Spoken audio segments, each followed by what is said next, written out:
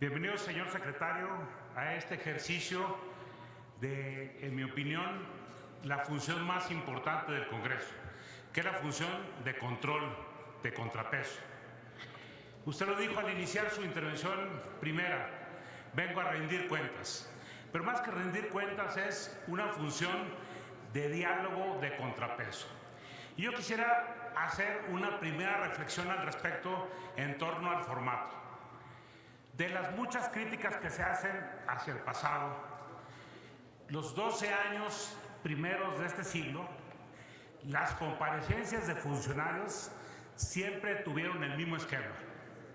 Primeramente los posicionamientos generales y después la pregunta del legislador, la respuesta del funcionario y la réplica del legislador. Porque siempre se dijo, y se dijo por los que hoy lo niegan, que en la Casa del Congreso el legislador debía tener la última palabra. Ahora acudimos a un ejercicio en donde los posicionamientos se ponen al final.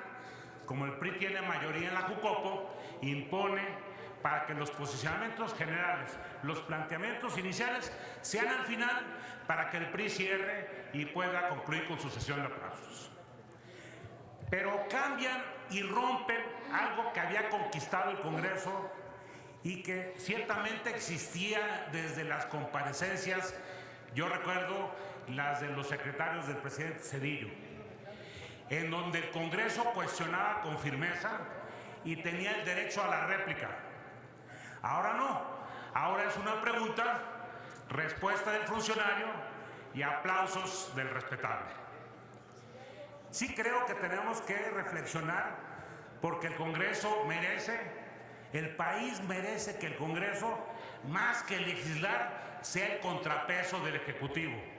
Así seamos o sean del mismo partido, lo que importa al país es que existan los equilibrios entre los poderes.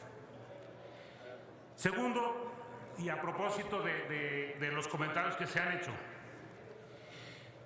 dice el secretario, y creo que con justicia, que ciertamente se vierten las críticas, por ejemplo, señalando el alto índice delictivo de este año en particular, el más grande en los últimos años que se hayan llevado récords, pero no se habla de cuando se bajaron los índices. Y sí, ciertamente es difícil hacer esas menciones porque hay un claro complejo de Adán. Antes de mí, antes de nosotros, nada. Le oí en su intervención inicial que gracias a esta administración hoy en los gobiernos estatales existen grupos especializados y operativos eficaces antisecuestro. Yo le diría que más o menos el gobierno de Sonora en el 2001 inició un grupo antisecuestro. Sonora es quizá, si no el que menos, uno de los estados con más bajo índice de secuestro y tiene un grupo. Y no se creó en una administración del PAN, se creó en una administración del PRI. O sea, no puede uno pensar que se soslayen los fracasos si se tiene este complejo de Adán. Se habla también y se dijo, nos fue muy bien afortunadamente y qué bueno, en la respuesta que se dio en los sismos del pasado mes de septiembre. Porque gracias a todos los cambios que hicimos los 5 años anteriores, estábamos preparados. Protección Civil es una función del Estado que nació precisamente después del sismo del 85. Y yo sí podría señalar algunas deficiencias de esta administración. Se descuidó el tema de los seguros que obligaban a los estados y que condicionaban los recursos de Fonden para que hubiera garantía de que estaba asegurada la infraestructura mínima y las pérdidas fueran siempre en lo posible menores. Y así podría mencionar varios temas que en el largo de la comparecencia se refieren a este complejo de Adán. Antes de nosotros el caos, ahora con nosotros todo es luz. Aquí vino alguien a reconocer que este gobierno sí dialoga y a felicitar al secretario porque se dialoga, porque se construyen acuerdos. Pues yo que sepa, el diálogo ha sido desde hace muchos años una herramienta. Lo que no hubo en los 12 años anteriores fue la capacidad de perder la mezquindad, de apostarle que le fuera mal al gobierno aunque con ello le fuera mal al país. La voluntad del diálogo de la oposición de construir acuerdos se dio precisamente ahora en esta administración, y es mérito de la oposición, no es mérito precisamente del gobierno, sin dejar de reconocer que el planteamiento de estas reformas estructurales nació precisamente del gobierno y tuvo pues la colaboración que antes no existió por parte de la oposición. Finalmente, en esos comentarios quisiera resaltar algo que no corresponde, en mi opinión, o lo que yo conozco, a la verdad. El secretario ha afirmado aquí, y le respondió a mi compañero, que el gobierno federal recibe a cada uno de los migrantes que son expulsados por tierra. Sí lo recibe por aire, los que es la repatriación voluntaria que vuelan a la Ciudad de México, sí lo recibe en el aeropuerto, pero los que son repatriados por tierra no lo recibe el gobierno federal. Sí hay un programa federal que es de Sedesol para pagar un mes de salario mínimo a los que retornan, a los que son expulsados. Normalmente lo recibe combinadamente los gobiernos de los estados, los gobiernos municipales, que son los más interesados en que se les dé una atención primera para que no se queden deambulando en su ciudad y sean origen de otros problemas.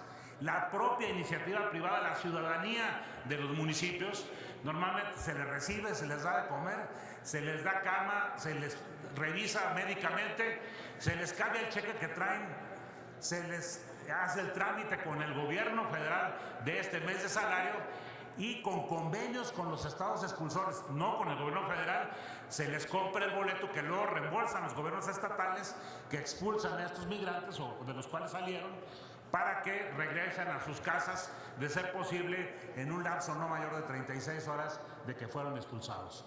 Yo que conozca, cuando menos en el caso de Sonora, no hay una instalación del gobierno federal que lo reciba. De los temas, y se me ha ido el tiempo en esto, pero seré muy breve, de los temas que corresponde ahorita, que más inquietud levantan en la ciudadanía, son los temas que competen precisamente a la reforzada, crecida Secretaría de Gobierno, de Gobernación.